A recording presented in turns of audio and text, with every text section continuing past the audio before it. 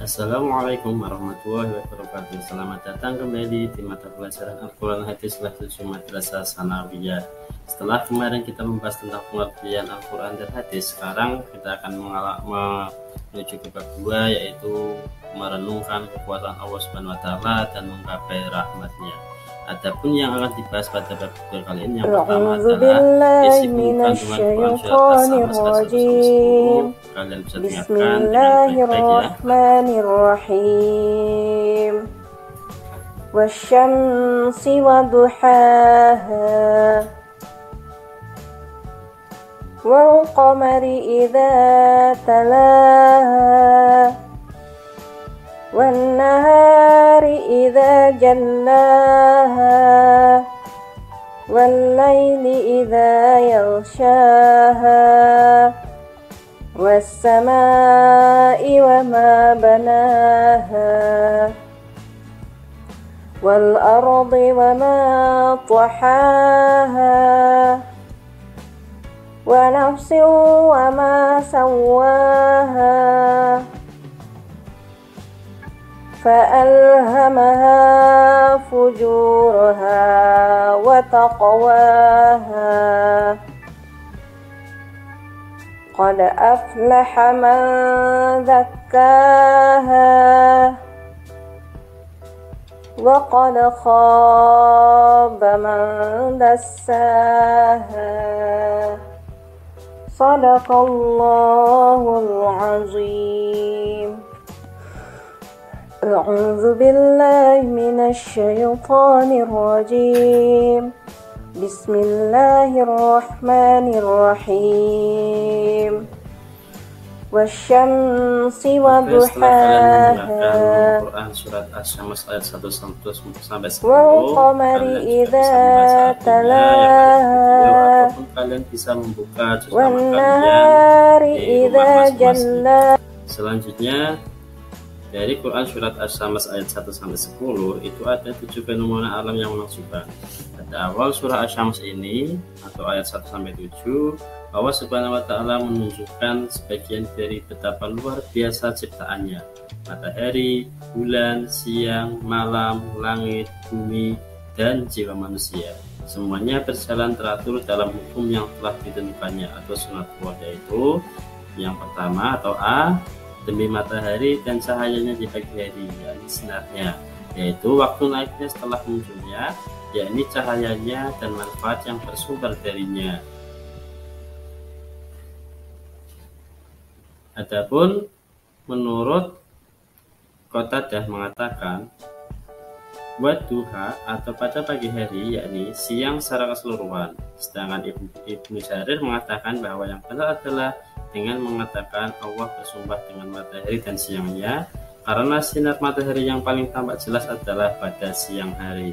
Yang kedua atau B, dan bulan apabila mengiringinya, yakni mengikutinya, yaitu ketika matahari tenggelam bulan muncul. Sedangkan Qatadah mengatakan, yakni jika mengikutinya pada malam bulan purnama, jika matahari tenggelam maka rembulan akan muncul. Sedangkan Ibnu Zaid mengatakan bulan mengikutinya pada pertengahan pertama setiap bulan, kemudian matahari mengikutinya, di mana bulan mendahulunya pada pertengahan terakhir setiap bulan. Dan yang C, dan siang apabila menampakkannya, yakni siang apabila terang benderang, dengan siang ketika nampak jelas dengan cahayanya dan sinarnya, dan menyingkap kegelapan. Yang D, dan malam apabila menutupinya, yakni jika malam menutupi matahari, yaitu saat matahari terbenam sehingga seluruh ufuk menjadi gelap. E, dan langit serta pembinaannya, yaitu langit dan pembangunannya, peninggiannya demikian hebat yang amat sempurna indah. F, dan kami dan bumi serta penghamparannya, yakni Allah Subhanahu wa Ta'ala membentangkan dan memperluasnya sehingga memungkinkan seluruh makhluk untuk memanfaatkan bumi dengan berbagai seginya. Ya, G, dan jiwa serta penyempurnaannya atau ciptaannya, yakni penciptaan yang sempurna lagi tegak pada fitrah yang lurus. Dan yang terakhir, maka Allah mengilhamkan kepada jiwa itu jalan kefasikan dan ketakwaannya, yakni Allah mengenalkan dan memahamkannya tentang ketakwaan dan kebaikannya. dan kefasikan dan keburukannya. Sedangkan yang kedua yaitu sumpah Allah Subhanahu wa taala. Setelah Allah Subhanahu wa taala bersumpah dengan hal-hal di atas, ayat 9 dan 10 surat Asy-Syams ini menjelaskan apa yang hendak ditekankan Allah Subhanahu wa taala dengan sumpah-sumpah di atas, yaitu yang pertama atau A, sungguh beruntung dan akan meraih segala apa yang diharapkannya siapa yang menyucikan jiwa dan mengembangkan dirinya. Firman Allah, qad aflaha man zakkaha, yang artinya sesungguhnya beruntunglah orang yang menyucikan jiwa itu. Makna kata asal zakka adalah bertambahnya kebaikan. Sehingga yang dimaksud dengan ayat tersebut adalah bahwa siapa saja yang berusaha untuk menyucikan, memperbaiki, dan mengisi jiwa dengan memperbanyak amalan, ketaatan, dan kebaikan, serta menjauhi segala keburukan, maka pastilah dia akan beruntung.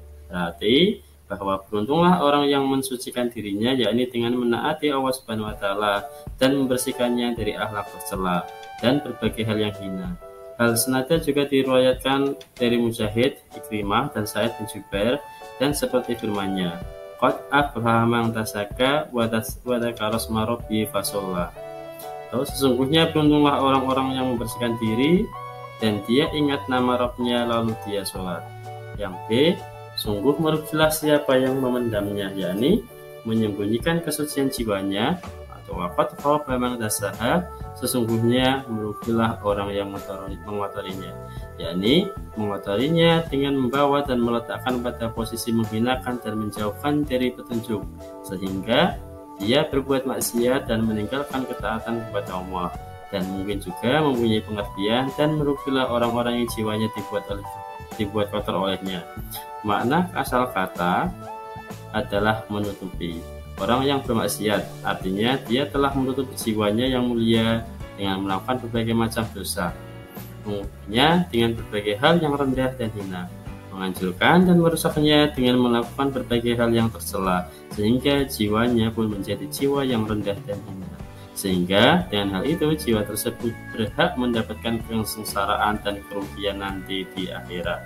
Itulah pembahasan pada kali ini tentang Quran Surat Asy-Syams ayat 1-10, dan apabila ada yang masih kurang paham bisa kalian tanyakan lewat kolom komentar atau bisa lewat WA grup kalian masing-masing. Sekian pertemuan pada kali ini, sampai jumpa pada materi selanjutnya. Wassalamualaikum warahmatullahi wabarakatuh.